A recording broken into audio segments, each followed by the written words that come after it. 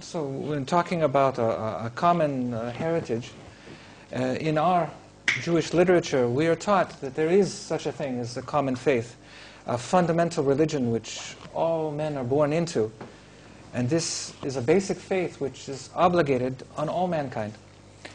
In the past, we've called it by different names, Yirei Shamayim, which means the fear of the people who have fear of heaven, Ger Toshav, or Bnei Noach, the children of Noah, or during Hellenist times, in Greek it was called Theosebea.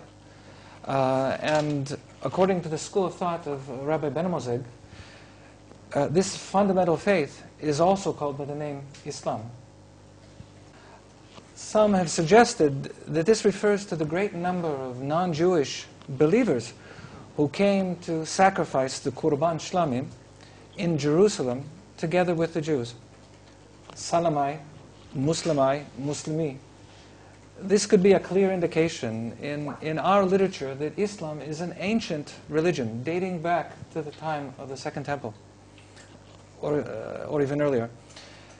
And if Islam's roots, if the roots of Islam are the same as what we call Bnei Noach, then for us it is much older. This is the religion of Noah. This is the religion of Adam himself. The closeness of Islam and Judaism has always been understood by biblical scholars until recent years. The close relationship with the Jews, the 10 lost tribes, the Arabs, the Rechabites, all this was assumed to be true.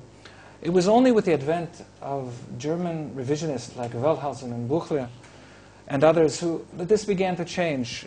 They introduced ideas that Islam had something to do with worshipping the moon, rocks, or some asteroid that fell.